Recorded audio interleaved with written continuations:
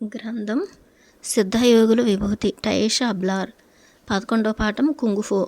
చీకటి పడే కొద్దీ నాకు నా పని పూర్తి చేయటం గురించిన చింత పెరిగిపోతూ ఉంది. ఇంటి వెనుక ఉన్న తోటలో ఆకులు అలములు ఏవైనా ఉంటే తీసివేసి నదీ ప్రవాహం నుంచి కొన్ని కొండరాళ్ళు ఏరుకుని తెచ్చి తోట నుంచి డాబాకు వెళ్ళే మార్గంలో దారికి ఇరువైపులా హద్దులో ఏర్పాటు చేయమని క్లారా నన్ను ఆదేశించారు. నేను ఆకులన్నీ ఊడ్చి తోట శుభ్రం చేసి హడావిడిగా నది నుంచి తీసుకువచ్చిన రాళ్లను దారికి ఇరువైపులా అమర్చుతూ ఉండగా క్లారా ఇంటి నుంచి బయటకు వచ్చి నా పనిని పర్యవేక్షించసాగారు. నువ్వు ఏ దారిలో రాళ్ళు అమరుస్తున్నావు? దారిని గమనిస్తూ క్లారా అడిగారు. ఇంకా తోటలో ఆకులు శుభ్రం చేయనైనా లేదు. పగలంతా ఏం చేస్తూ ఉన్నావు? మళ్ళీ పగటి కలలా? నేను ఆశ్చర్యపడేలా ఆ గాలి ఒక్కసారిగా రివ్వున వీచి నేను ఊడ్చిపెట్టిన పండుటాకుల కుప్పలను మొత్తం చెల్లాచెదురు చేసింది. నేను ముందే వాటిని చెత్తబుట్టలో ఎత్తి పెట్టుకోవాల్సింది. ఈ దారి ఇప్పుడు అందంగా బాగుంది కదూ? నన్ను నేను కాపాడుకోవడానికి అడిగాను. ఇక ఆకుల విషయానికి వస్తే గాలి వాటిని చెల్లాచెదురు చేస్తే నేను మాత్రం ఏం చేయగలను? పరిపూర్ణ రూపం అనే లక్ష్యంతో చేసేటప్పుడు అందంగా ఉంటే సరిపోదు, క్లారా అంతరాయపరుస్తూ అన్నారు. ఒక కార్యాచరణకు మనం ఇచ్చే బాహ్య రూపం నిజంగా మన అంతః స్థితి యొక్క ప్రతిరూపమే అని ఇప్పుడు నువ్వు తప్పకుండా తెలుసుకోవాలి. పెద్ద రాళ్లను తెచ్చి అమర్చడం అనేది ఎంతైనా ప్రయాసతో కూడుకున్న పని అని ముందు తెలియలేదని నేను ఆవిడతో చెప్పాను. అది ఎందుకంటే నువ్వు ఏ పని చేసినా దానివల్ల నేనేం పొందుతానా అని ఆశిస్తావు. ఆమె జవాబు ఇచ్చారు. ఆమె నేను పేర్చిన రాళ్ల వరుస దగ్గరకు నడుచుకుంటూ వెళ్ళి తల అడ్డంగా ఊపుతూ ఈ రాళ్లను చూస్తుంటే ఏది ఎక్కడ అమర్చాలి అనే విషయాన్ని పరిగణలోకి తీసుకోకుండా అలా తెచ్చి పడేసినట్లుగా ఉన్నాయి. చీకటి పడేలోగా పని పూర్తి చేయాలని కాలంతో పాటు పరుగెట్టాల్సి వచ్చింది. వివరణ ఇచ్చుకున్నాను. నేను సౌందర్యం మరి సరైన సమ్మేళనాన్ని గురించి సుదీర్ఘ చర్చను ఆస్వాదించే స్థితిలో లేను. అది కాక సరైన అమెరిక విషయానికి వస్తే ఆర్ట్ క్లాసులో నేను నేర్చుకున్నది క్లారాకు తెలిసిన దానికంటే ఎక్కువే అని సర్ది చెప్పుకున్నాను. రాళ్లను అమర్చడం అనేది కుంగుఫు సాధన చేయడం లాంటిదే, క్లారా అన్నారు. ఇక్కడ కార్యాచరణను మనం పరిపూర్ణంగా చేయటమే ముఖ్యం, కానీ ఎంత త్వరగా చేశాం లేదా ఎంత ఎక్కువ చేశాం అనేది కాదు. నేను నా వ్రేళ్లకు విశ్రాంతినిస్తూ మణికట్టును తిప్పుతూ, అంటే మీరు అనేది రాళ్ళు మోసుకురావటం కూడా ఆ యుద్ధ కళల శిక్షణలో భాగమేనా అడిగాను ఆశ్చర్యంగా. కుంగుఫు గురించి నువ్వేమీ అనుకుంటున్నావు? ఆమె ఎదురు ప్రశ్న వేశారు. నేను అనుమానించినట్లుగానే తెలివైన ప్రశ్న అడిగినందుకు ఓ క్షణం ఆలోచించుకొని సరైన సమాధానం ఇవ్వాలని నమ్మకంగా చెప్పాను. యుద్ధ కళల పోరాట పద్ధతులు చెప్పాను. క్లారా తల ఊపుతూ వ్యావహారిక సమాధానాలకు అతీతంగా మరేదైనా చెప్పు టయేషా అన్నారు నవ్వుతూ. ఓ వికర్ చైర్లో కూర్చున్నారు క్లారా. డాబా చివరన అక్కడి నుంచి చూస్తుంటే తోటలోకి మార్గం చక్కగా కనబడుతోంది. నేను ఆవిడ ప్రక్కనున్న చైర్లో ఒరిగాను. నా పాదాలను ఓ పింగాణి కుండీ పైన పెట్టుకుని హాయిగా కూర్చున్నాను. అప్పుడు ఆవిడ వివరించడం మొదలెట్టారు. కుంగుఫు అనే పదం 2 చైనీస్ పాత్రల ద్వయం. ఒక పాత్ర నిర్దిష్ట కాలంలో పని పూర్తి చేయటం అనే అంశాన్ని సూచిస్తే రెండో పాత్ర మనిషిని సూచిస్తుంది. ఈ 2 పాత్రలు కలిపితే నిరంతర సాధన ద్వారా పరిపూర్ణత కోసం మనిషి చేసే ప్రయత్నం అని తెలుపుతుంది. మనం చేసే ఏ కార్యమైనా అది నిర్దేశ వ్యాయామ సాధన లేదా రాళ్లను అమర్చటం లేదా చెత్త చెదారం ఎత్తి పారేయటం లాంటివి ఏదైనా కానీ మనం చేసే చర్యల ద్వారా మన అంతఃస్థితిని బహిర్గతపరుస్తూ ఉంటాము అని ఉద్ఘాటించారు. కాబట్టి మనం చేసే కార్యాచరణ పరిపూర్ణంగా రావాలంటే ముందుగా మనం పరిపూర్ణం కావాలి. ఇది కుంగుఫు యొక్క సరైన అర్థం అన్నారు. కానీ ఇప్పటికీ కూడా కుంగుఫు సాధనకు తోట పనికి మధ్య సంబంధం నాకు అర్థం కావట్లేదు అన్నాను. అలాగైతే నేను సవివరంగా నీకు అర్థమయ్యేలా చెప్తాను విను. క్లారా స్వరం సహనానికి పరాకాష్ఠలా ఉంది. నేను నిన్ను నదీ ప్రవాహం నుంచి రాళ్లను తీసుకురమ్మన్నాను. అందువల్ల కొండపైకి కాలిబాటలో నీ బరువే కాకుండా రాళ్లను కూడా మోసుకురావటం వల్ల నీ అంతఃశక్తి ద్విగుణీకృతమవుతుంది.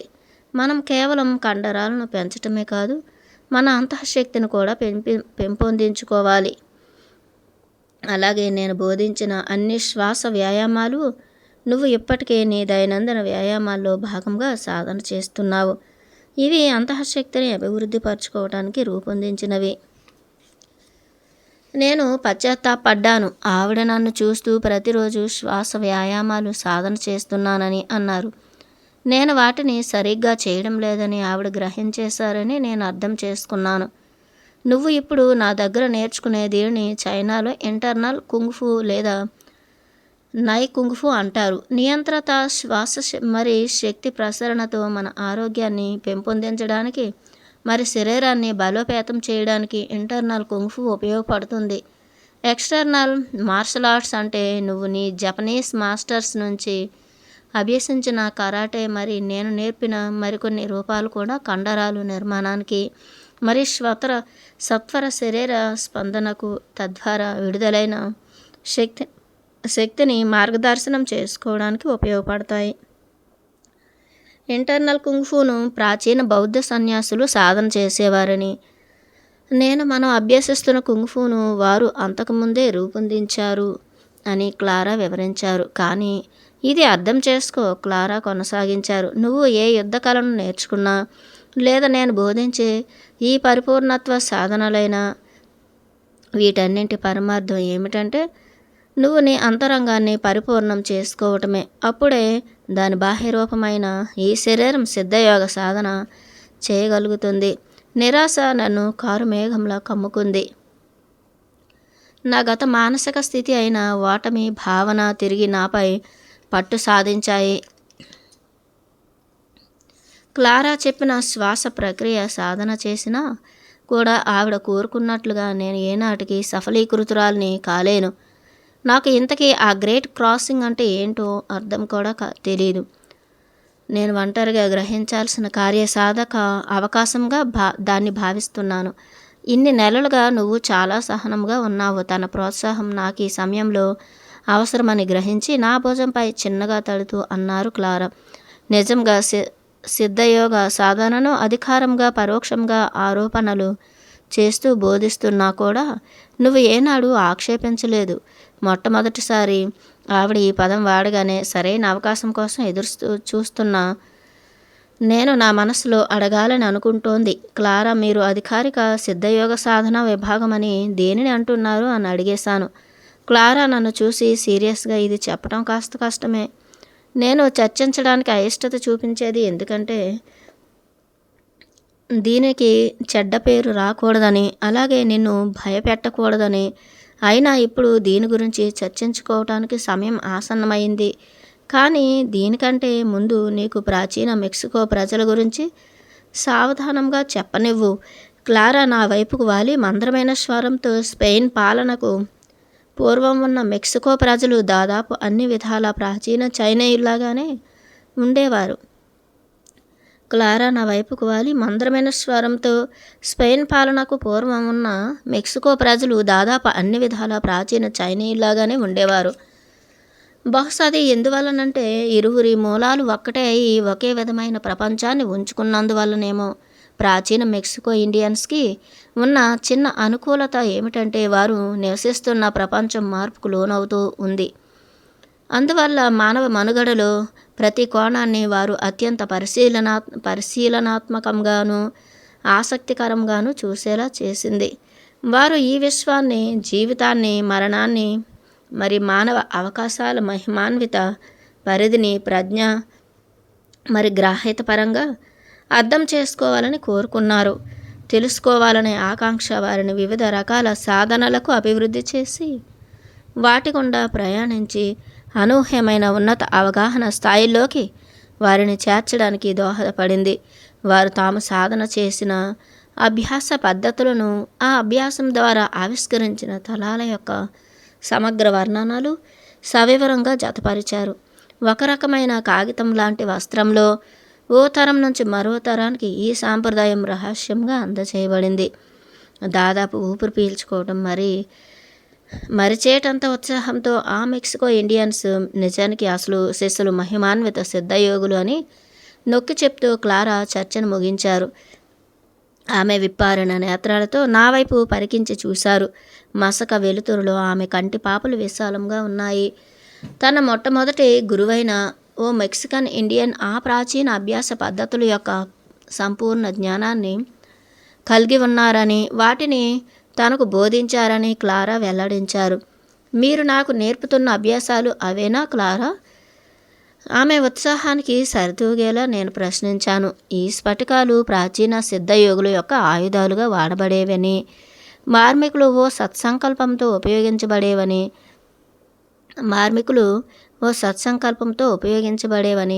మరి పునశ్చరణ పద్ధతిని ప్రాచీన కాలంలోనే రూపొందించినట్లు మీరు చెప్పారు కదా.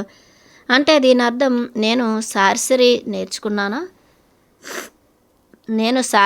నేర్చుకుంటున్నానా? ఇది కొంతవరకు వాస్తవం. కానీ కొంతకాలం పాటు ఇవి సిద్ధయోగత్వం అనే వాస్తవంపై దృష్టి పెట్టకపోవటం మేలు క్లారా అన్నారు. ఎందుకంటే ప్రాచీన కాలానికి చెందిన సిద్ధయోగుల యొక్క వ్యర్థమైన సుగుణోపాసన మరి మంత్రోచ్చారణలకు అతీతంగా మనము శాశ్వతము, దివ్యము అయిన అంశంపై ఆసక్తి కలిగి ఉన్నాము కనుక వారు ఇంత అభ్యాసాలు శక్తి కోసం వెంపర్లాడే శోధన యొక్క ఫలితం. కేవలం స్వీయ ఐహిక అభ్యున్నతి అయితే అది ఆధ్యాత్మిక పదంలో అడ్డుగోడ లాంటిది. ఎందుకంటే అది పరిపూర్ణమైన ముక్తిని దారితీయదు.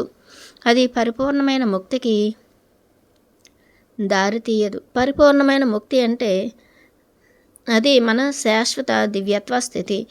ప్రమాదం ఏమిటంటే ఎవరూ ఆ మాంత్రికుల ప్రభావం నుంచి సులభంగా తప్పించుకోలేరు. నేనైతే తప్పించుకోగలిగాను. ఆమెకు హామీ ఇచ్చాను. నిజంగా ఈ సమయంలో నేను ఇంకేమీ చెప్పలేను.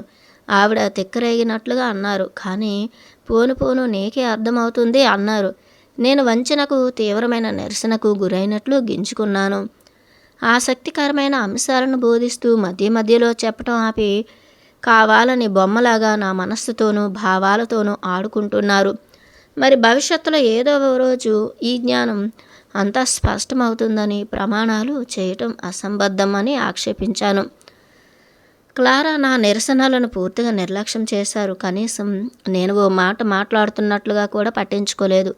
ఆమె లేచి నిలబడి రాళ్ళు అమర్చిన కాలిబాట దగ్గరకు వెళ్ళి ఒక ప్రత్యేక రాయి తీసుకుని ఓ క్షణం దానిని ఎక్కడ పెడితే బాగుంటుందా అని అంచనా వేస్తున్నట్లుగా చూసి మార్గానికి క్రింద వరుసలో అమర్చారు. ఆ తర్వాత ఫుట్బాల్ పరిమాణంలో ఉన్న మరో రెండు రాళ్లను తీసుకుని దానికి రెండు వైపులా సర్దారు. ఆ కుదురైన అమెరికాకు సంతృప్తి చెంది 2 అడుగులు వెనక్కి వేసి కాస్త ఎడంగా ఉండి గమనించారు. ఇప్పుడు ఆ మార్గంలో ఆవిడ మార్చిన నున్నటి గచ్చకాయ రంగు రాళ్ళు, చక్కగా కత్తిరించిన ఆకుపచ్చని చెట్లతో తోటంతా సామరస్యపూర్వకమైన కూర్పుతో అందంగా అలరారుతోందని నేను ఒప్పుకోక తప్పదు. ఏ విషయాన్నైనా నువ్వు ఎంత ఆకర్షణీయంగా సవరించగలవన్నదే ఇక్కడ ముఖ్యం. నీ అంతఃస్థితి నీ నడకల్లో, మాటల్లో, చేతుల్లో, భోంచేయటంలోనే కాకుండా రాళ్ళు అమర్చడంలోనూ ప్రతిబింబిస్తుంది. నీ చర్యల వల్ల శక్తిని సమీకరించుకుంటూ దానిని నీ పవర్గా మార్చుకున్నంత వరకు నువ్వు ఏ పని చేసినా ఏ విధమైన పట్టింపు లేదు. కాసేపు క్లారా తన చేతిలో ఉన్న రాయిని ఎక్కడ అమర్చాలో అన్నట్లుగా ఆ దారి పరిశీలనగా చూశారు. ఆవిడ ఓ అంచనాకి రాగానే సున్నితంగా దాన్ని అక్కడ సర్ది చిన్నగా ఆప్యాయంగా తట్టారు. ఓ కళాకారునిగా నీకు రాళ్ళు ఎక్కడ సంతులనంతో ఉంటాయో అక్కడే సర్దాలి అనే విషయం తెలుసుండాలి. నీకు వాటిని ఎక్కడ విడవడం సులువు అక్కడ కాకుండా. వాస్తవానికి నువ్వు శక్తితో విరాజిల్లుతుంటే కనుక నువ్వు ఎక్కడ విసిరినా అవి సౌందర్యాన్ని సంతరించుకునేవి. దీన్ని అర్థం చేసుకోవడమే రాళ్ళు అమర్చే వ్యాయామం యొక్క నిజమైన ప్రయోజనం. ఆవిడ మాటల్లో ధ్వనించిన భావం, మరి నేను చేసిన అసహ్యకరమైన అస్తవ్యస్తమైన రాళ్ల అమరిక నా విధి నిర్వహణలో మళ్ళీ విఫలురాలనయ్యానని గ్రహించేలా చేశాయి. నేను తీవ్రంగా నిరుత్సాహపడ్డాను. క్లారా, నేను నిజమైన కళాకారిణిని కాను. నేను ఒప్పుకున్నాను. నేను కేవలం విద్యార్థిని, నిజానికి మాజీ విద్యార్థిని. నేను ఏడాది క్రితమే ఆర్ట్ స్కూల్ను వదిలేశాను. నేను కళాకారిణిని అని నన్ను నేను నమ్మించుకోవటానికి ఇష్టపడతాను. కానీ కాదు, నిజానికి నేనేమీ కాదు. మనమందరము నిజానికి ఏమీ కాము. క్లారా నాకు గుర్తు చేశారు. నాకు తెలుసు, కానీ మీరు ఒక పూర్ణత్వం ఎరిగిన మహోన్నతమైన శక్తివంతమైన వ్యక్తి. మరి నేనేమో చిన్నదాన్ని, తెలివి తక్కువ దాన్ని, ఏమీ కానిదాన్ని. కనీసం నోరు లేని రాళ్లను కూడా సరిగ్గా అమర్చలేకపోయాను. ఇంకేమీ. నేను మాట్లాడుతూ ఉండగానే క్లారా నా నోటిపై తన చేయి అడ్డం పెట్టి మరో మాట మాట్లాడవద్దు అని హెచ్చరించారు. నేను నీకు మళ్ళీ మళ్ళీ చెప్తున్నాను, నోరు తెరిచి ఈ ఇంట్లో మాట్లాడే ప్రతి మాట విషయంలో జాగ్రత్తగా ఉండు. మరీ ముఖ్యంగా సంధ్యవేళ. అప్పటికి దాదాపు చీకటిగా ఉంది. ప్రతిదీ ఎక్కడివక్కడ నిలిచిపోయి పూర్తిగా ప్రశాంతంగా ఉంది. పక్షులు నిశ్శబ్దంగా ఉన్నాయి. అన్నీ నిశ్చలంగా మారాయి. ఇంతవరకు ఇబ్బంది పెట్టిన గాలి కూడా నేను ఆకులు ఆలములు ఏరుతుంటే సద్దుమణిగి సహకరించింది. ఇది ఏ నీడలో లేని సమయం. మనం చెట్టు క్రింద కూర్చుని సూక్ష్మలోకాలను సంధ్య చీకట్లో ఆహ్వానించగలవేమో చూద్దాం, క్లారా మెల్లగా అన్నారు. ఒక్క క్షణం వేచి ఉండండి క్లారా. నేను బిగ్గరగా గుసగుసలాడినా చివరికి అది అరిచినట్లుగా వచ్చింది. నన్నేం చేద్దామనుకుంటున్నారు మీరు? భయంతో నా కడుపు తిమ్మిరెక్కినట్లుగా అయిపోయింది. అంత చలిలోనూ నాకు చెమటలు పట్టసాగాయి. నేను ఆవిడ నేర్పిన శ్వాస వ్యాయామాలు మరి పరిపూర్ణత్వ సాధన చేస్తున్నానా లేదా అని ఆవిడ తక్షణమే నన్ను అడిగారు. చేస్తున్నానని సాధన చేస్తున్నానా ఎంతగా చెప్పినా చేస్తున్నానని ఎంతగా చెప్పినా అది అబద్ధమే అవుతుంది. ఎందుకంటే నేను చాలా తక్కువసేపు అభ్యసిస్తున్నాను.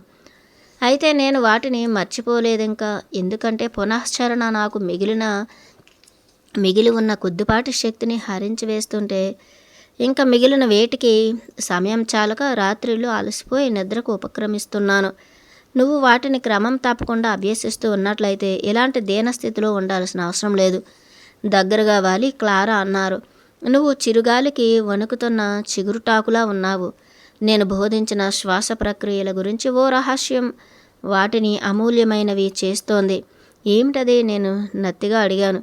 క్లారా నా బుర్ర మీద ఒకటిచ్చి, అవి ప్రతిరోజు సాధన చేయాలి, లేకపోతే అవి నిరుపయోగం అన్నారు. నువ్వు భోంచేయకుండా నీళ్లు త్రాగకుండా ఉండగలవా? ఉండలేవు. నేను నేర్పిన వ్యాయామాలు కూడా తిండి నీరు అంతటి ప్రాముఖ్యం ఉన్న వ్యాయామాలు ఆమె వివరించారు. ప్రతి రాత్రి నిద్రించే ముందు, అలాగే ప్రతి ఉదయం గుహలోకి వెళ్లే ముందు తప్పనిసరిగా వాటిని అభ్యాసం చేయాలని నేను నిశ్శబ్దంగా ఒట్టు పెట్టుకున్నాను. మానవ శరీరం ఒక అదనపు శక్తి ప్రసరణ వ్యవస్థను కలిగి ఉంది. మనం ఒత్తిడికి లోనైనప్పుడు అది విధులను నిర్వర్తిస్తుంది, క్లారా వివరించారు. మరి ఒత్తిడి అనేది మన తాహతకు మించి మితిమీరి చేస్తుంటే, అంటే నీ పనితీరు గురించి ఇప్పుడు నువ్వు ఆందోళన చెందుతున్నట్లుగా ఉన్నప్పుడు ఒత్తిడి ఏ సమయంలోనైనా కలగవచ్చు. అందుకే పరిపూర్ణత్వ సాధనలో ఓ ప్రాథమిక అంశం ఏమిటంటే అతని నివారించడం. ఆవిడ బోధిస్తున్న శ్వాస వ్యాయామాలు మరి సిద్ధ విద్యలు చాలా ప్రాముఖ్యత గలవి. అవి నేరుగా రక్షణ వ్యవస్థపై పనిచేస్తాయి. అందుకే వీటిని అనివార్య వ్యాయామాలు అంటారు. అవి అదనపు శక్తి నిక్షేపమైన మార్గాల గుండా ప్రవహించి అధిక శక్తిని ప్రసారం చేస్తాయి అని తెలిపారు. ఎప్పుడైతే మనకు చర్య జరపమని ఆదేశం అందుతోందో అప్పుడు మనం ఒత్తిడి నుంచి ఉపశమనం పొందడమే కాకుండా అసామాన్యమైన కార్యాల కోసం ఎక్కువ శక్తి పొంది మనం మరింత శక్తివంతం అవుతాం. ఇప్పుడు సూక్ష్మలోకాలకు ఆహ్వానించే ముందు నేను నీకు శ్వాస వ్యాయామాలను జత చేసి మరో 2 అత్యవసర సిద్ధ యోగాభ్యాసాలను నేర్పిస్తాను. వాటిని అనునిత్యం సాధన చేయటం వల్ల అలసిపోవు, జబ్బు పడవు. అంతేకాకుండా నీకు సంకల్పించడానికి శక్తి పుష్కలంగా ఉంటుంది. దేనికోసం?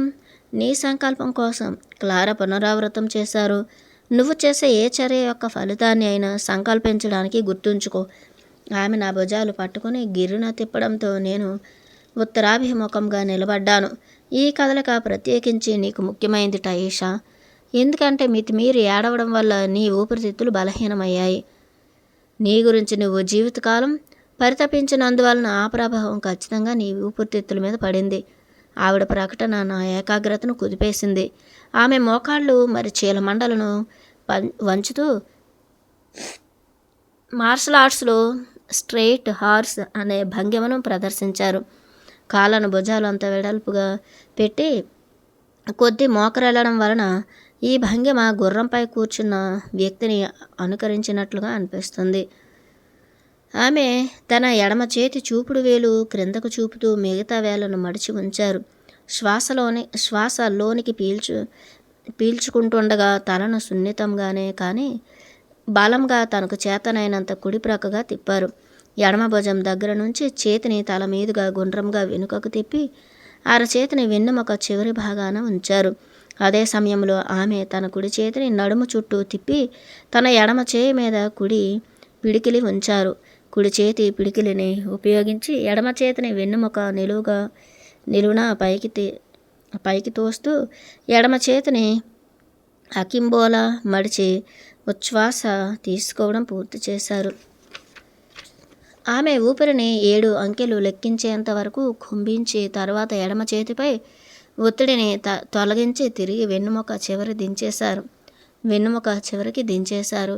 మళ్ళీ ఎడమ భుజం దగ్గర నుంచి చేతిని తల మీదుగా గుండ్రంగా ముందుగా తిప్పి అరచేతిని పొత్తి కడుపు క్రింద భాగాన ఉంచారు. అదే సమయంలో ఆమె తన నడుము చుట్టూ ఉన్న కుడి చేతిని ముందుకు తెచ్చి ఎడమ చేయి మీద కుడి పిడికిలి ఉంచారు. కుడి చేయి పిడికిలిని ఉపయోగించి ఎడమ చేతిని పొత్తి కడుపు వరకు పైకి తోస్తూ శ్వాసను నిశ్వాస చేశారు. ఈ వ్యాయామాన్ని ఒకసారి ఎడమ చేతితోనూ మళ్ళీ తర్వాత కుడి చేతితోనూ చేయి. ఆ విధంగా నువ్వు 2 వైపులా సమతుల్యం సాధిస్తావు. ఇది చేసి చూపించడానికి ఆవిడ అవే కదలికలను పునరావృతం చేసి చేతులను మారుస్తూ అలాగే ఈసారి తలను ఎడమ వైపుకు తిప్పి చేసి చూపించారు. ఇప్పుడు నువ్వు ప్రయత్నించుట ఈషా. నాకు తగినంత స్థలాన్ని కేటాయించి ప్రక్కకు తప్పుకున్నారు. ఆవిడ చేసినవే నేను పునరావృతం చేశాను. నేను ఎడమ చేతిని వెనుకకు మరల్చగానే వేళ్ల క్రింద నుంచి మొదలెట్టి వరుసగా చంక దాకా నొప్పితో కూడిన ఒత్తిడిని పొందాను. ప్రశాంతంగా శ్వాస యొక్క శక్తి ప్రవాహాన్ని నీ చేతి గుండా వేలి కొస వరకు పోనివ్వాలి అన్నారు. చూపుడు వేలును చాచిపెట్టి మిగతా వేలను మడవాలి. అప్పుడే నిల్వ ఉన్న శక్తిని నీ చేతి ద్వారా విడుదల చేస్తావు. నేను ఆ మడిచిన చేయిని వెనుకగా పైకెత్తినప్పుడు నొప్పి మరింత పెరిగి తీవ్రమైంది. నా బాధాకర వ్యక్తీకరణను గమనించి క్లారా గట్టిగా నెట్టకూడదని హెచ్చరించారు. నీ నాడులు అధికంగా శ్రమ పడతాయి. ఇంకా నీ భుజాలు మరికాస్త గుండ్రంగా నెట్టాలి. నా కుడి చేత్తో ఈ కదలికలు చేసేసరికి మోకాళ్ళు చీలమండలం వంచి నిలబడి చేస్తున్నందువల్ల తొడ కండరాల్లో నొప్పి పుట్టడం మొదలైంది.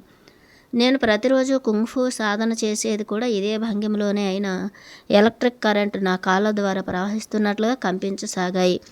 క్లారా నన్ను సరిగ్గా నిలబడి నా కాళ్ళను కాసేపు కదిలించమని సూచించారు. దానివల్ల ఒత్తిడి విడుదలైపోతుందని చెప్పారు. ఈ యోగాభ్యాసంలో శ్వాసతో కలిపి చేతులను తిప్పడం, పైకి నెట్టడం వంటివి చేయడం వలన శక్తి ఛాతీలోని అవయవాలకు ప్రవహించి వాటిని బలోపేతం చేస్తాయి. లోతుగా అంతర్లీనంగా ఉన్న కేంద్రాలను మర్దనా చేసి వాటిని కూడా ఉత్తేజితం చేస్తాయి. తలను కదిలించటం వల్ల మెడలోని గ్రంథులు మర్దనాయి తల వెనుక ఉన్న శక్తి మార్గాలు తెరుచుకుంటాయి. శ్వాస ద్వారా పొందే శక్తితో పోషించబడితే ఈ కేంద్రాలన్నీ ఉత్తేజితమై అనూహ్యమైన రహస్యాలను తెలియజేస్తాయి. తదుపరి ప్రక్రియ కోసం నీ కాళ్ళు 2 ప్రక్కనే ఉంచి తలుపు తెరవబోయే ముందు నిలబడ్డట్లు నిటారుగా నిలబడాలి. క్లారా నా చేతులను కంటి స్థాయికి ఎత్తమని, అక్కడ మధ్యలో తెరుచుకునే స్లైడింగ్ డోర్ యొక్క హ్యాండిల్స్ను పట్టుకున్నట్లు చేతి వేలను మడవమని చెప్పారు. నువ్వు లోకంలోని శక్తి రేఖల్లో ఉన్న పగుళ్లను తెరవబోతున్నా విప్పుడు అన్నారు. ఆ శక్తి రేఖలను దృఢమైన పొడవాటి త్రాళ్లతో కూడిన తెరలా నీ ఎదుట ఊహించుకో. ఇప్పుడు కొన్ని దూరాల సముదాయాన్ని చేత్తో పట్టుకుని నీ శక్తి మేరకు వాటిని దూరంగా నెట్టేయి. ఎంత దూరంగా నెట్టాలంటే ఆ రంధ్రం పెద్దదిగా, నువ్వు అడుగు పెట్టేటంత పెద్దగా అయ్యేంతగా నెట్టాలి. నేను రంధ్రం చేయగానే ఎడమ కాలును ముందుకు అడుగు వేసి ఆ పాదం మోపిన చోటునే కేంద్రంగా చేసుకుని 180 డిగ్రీల కోణంలో అపసవ్య దిశలో తిరిగి, అంటే నేను ముందు నిల్చున్న దానికి అభిముఖంగా తిరగటం వల్ల నేను ఇంతకుముందు నెట్టేసిన శక్తిరేఖలు నన్ను ఆవహిస్తాయని ఆవిడ చెప్పారు. తిరిగి రావటానికి నేను ఇదివరకు చెప్పినట్లుగానే కొన్ని దారాలను చేత్తో పట్టుకుని దూరంగా నెట్టివేయాలి. ఇప్పుడు కుడి కాలుతో అడుగు ముందుకు వేసి వెంటనే 180 డిగ్రీల కోణంలో సవ్య దశలో వీలైనంత త్వరగా తిరగాలి. ఈ విధంగా ఆవహించిన దానిని నేనే తొలగించుకుని మళ్ళీ వస్తే నేను ఈ అభ్యాసం ప్రారంభించిన దిశలోనే నిల్చుంటానని ఆవిడ చెప్పారు. ఇది అన్నింటిలోకెల్లా రహస్యమైన మరి శక్తివంతమైన సిద్ధ యోగాభ్యాసం, క్లారా హెచ్చరించారు. మనం అదనపు అంతఃశక్తిని నిల్వ చేసుకుని వివిధ సూక్ష్మలోకాల తలుపులు తెరుచుకోవచ్చు. మరి ఈ ప్రక్రియ వల్ల సంకల్పాన్ని గ్రహించవచ్చు. ఆమె గంభీరమైన స్వరం, రూపం నన్ను ఇబ్బంది పెట్టాయి. ఒకవేళ నేను ఆ అదృశ్య ద్వారాలు తెరవటంలో సఫలీకృతమైతే ఏమి ఆశించాలో కూడా తెలీదు. కఠినమైన స్వరంతో ఆమె అప్పుడు నాకు కొన్ని చివరి సూచనలు చేశారు. నువ్వు అడుగు పెట్టేటప్పుడు నీ శరీరం చక్కగా పాతుకున్నట్లుగా, బరువుగా, ఉద్రిక్తతను అనుభూతి చెందాలి. అయితే ఒకసారి నువ్వు లోపలికి వెళ్ళి చుట్టూ తిరిగాక తేలికగా గాలిలాగా నువ్వు పైపైన తేలియాడుతున్నట్లు అనుభూతి చెందాలి. మొదటి నువ్వు రంధ్రం ద్వారా అడుగు ముందుకు వేయగానే గాఢంగా నిశ్వాస చెయ్యి. ఆ తర్వాత సుదీర్ఘంగా తెర వెనుక ఉన్న శక్తి ఊపిరితిత్తుల నిండా నింపేలాగా ఉచ్ఛ్వాసించాలి. క్లారా చూస్తుండగానే అనేకసార్లు ఈ ప్రక్రియను అభ్యాసం చేశాను. కానీ నాకు మాత్రం సాధారణ కదలికలు చేస్తున్నట్లుగానే అనిపించింది.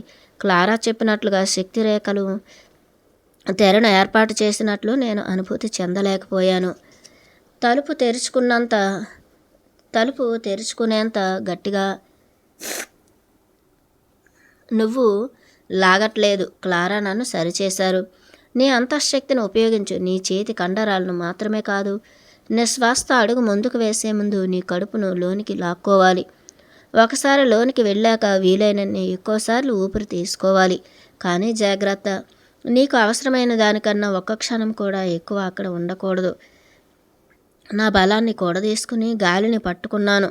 క్లారా నా వెనకాల నిలబడి నా ముంజేతులను పట్టుకుని అద్భుతంగా ప్రక్కకు నెట్టారు. తక్షణం స్లైడింగ్ డోర్స్ తెరుచుకున్నట్లు అనిపించింది. గాఢంగా నిశ్వాస చేస్తూ నేను లోపలికి అడుగు పెట్టాను. లేదా క్లారా వెనుక గుండా నన్ను బలంగా ముందుకు నెట్టారో మరి. గుండ్రంగా తిరిగి గాఢంగా శ్వాస తీసుకోవడం వరకు జ్ఞాపకం ఉంది. నాకు ఒక్క క్షణం భయం వేసింది. ఎప్పుడు బయటకు రావాలో తెలియలేదు. ఇది గమనించి ఇప్పుడు శ్వాస తీసుకోవటం ఆపి బయటకు రావాలో క్లారా చెప్పారు. ఈ యోగాభ్యాసాలు నువ్వు సంపూర్ణంగా నేర్చుకునేదాకా సాధన చెయ్యి. కానీ జాగ్రత్త, ఆ రంధ్రంలో నుంచి వెళ్ళినప్పుడు అన్ని రకాల విషయాలకు ఆస్కారం ఉంటుంది. నువ్వు జాగ్రత్తగా ఉండటం మరవద్దు, ధైర్యంగా ఉండు అన్నారు. నాకు ఎలా తెలుస్తుంది ఏది ఏంటో అడిగాను. క్లారా భుజాలు ఎగరేస్తూ, ఇప్పుడే నీకు తెలియదులే, ఒక్కసారి దెబ్బతిన్నాకే కదా జాగ్రత్త అనేది వచ్చేది అన్నారు.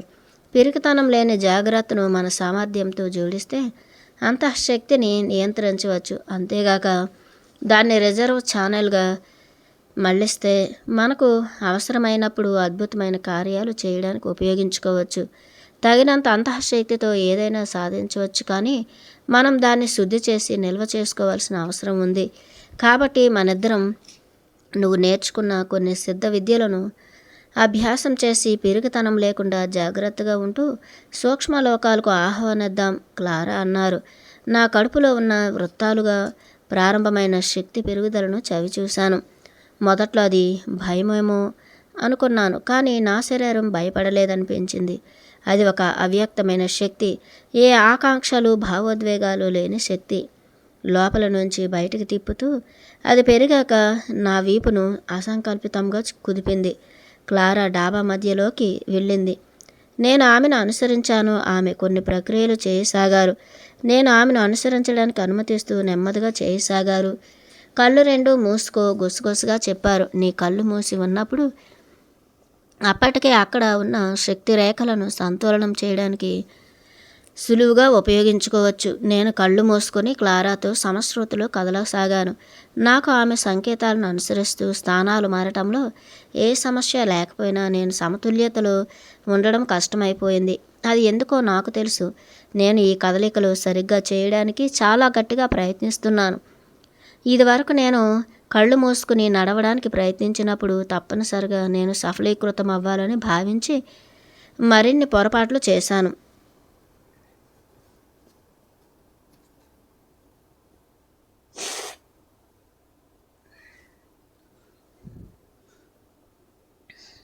కానీ క్రమంగా నా కోరిక నశించిపోయి నా శరీరం మరింత మృదువుగా సూక్ష్మంగా మారిపోయింది. మేము కదులుతూ ఉంటే నాకు ఎముకలు కీళ్ళు లేనట్లుగా అనిపించి చాలా హాయిగా అనిపించింది. నా చేతులు తలపైకెత్తినప్పుడు నేను వాటిని అనంతంగా వృక్షాలపైకి ఆకాశంలోకి చాచినట్లుగా అనిపించింది. నేను నా మోకాళ్ళను వంచి నా బరువు తగ్గినప్పుడు నా పాదాల్లోంచి శక్తి పైకి పెరుగుతున్నట్లు అనిపించింది. నాకు ఓ చెట్టులాగా వేర్లు మూలాలు పెరిగినట్లు భావించాను. నా అరికాళ్లలోంచి తీగలు భూమిలోకి పాకి నాకు అసాధారణమైన స్థిరత్వాన్ని ఇస్తున్నట్లు అనిపించింది. క్రమంగా నా శరీరానికి మరి పరిసరాలకు మధ్య సరిహద్దు కరిగిపోయింది. నేను చేసిన ప్రతి ప్రక్రియ వల్ల నా శరీరం కరిగి చీకట్లో విలీనమై తనకు తానే శ్వాసిస్తున్నట్లు అనిపించింది. నా ప్రక్కనే క్లారా శ్వాస వినిపిస్తోంది. కళ్ళు మూసుకునే ఆమె ఆకారం మరి భంగిమ, ఆమె చేస్తున్న ఇదే ప్రక్రియ భావన చెందాను. ఒకానొక సమయం ఓ వింతైన సంఘటన జరిగి నా నుదుటి లోపల ఓ ప్రకాశం తిరుగుతున్నట్లు అనుభూతి చెందాను. కానీ చూస్తుంటే అది నా లోపలిది ఏమాత్రం కాదని గుర్తించాను. అది వృక్షాల అగ్రభాగం నుంచి అవుట్డోర్ స్టేడియంలో విద్యుత్ కాంతులతో అమర్చిన భారీ ప్యానెల్ చీకట్లో వెలిగినట్లు అనిపించింది. నాకు క్లారాను మరి డాబా మీదున్న వాటన్నింటినీ, నా చుట్టూ ఉన్న వాటన్నింటినీ చూడడంలో ఎలాంటి సమస్య లేదు. ఆ కాంతి వింతైన వర్ణంతో ఉంది. అది గులాబీ, ఊదా, పీచ్, పింకు లేదా నారింజ, ఏ వర్ణమో నిర్ణయించుకోలేకపోతున్నాను. నేను చూసే ప్రదేశాలను బట్టి దాని కాంతి మెరుపులాగా మారుతూ ఉంటుంది. క్లారా నన్ను ఆసక్తిగా చూస్తూ అన్నారు. నీ తలను కదల్చకు, నీ కళ్ళను మూసే ఉంచు.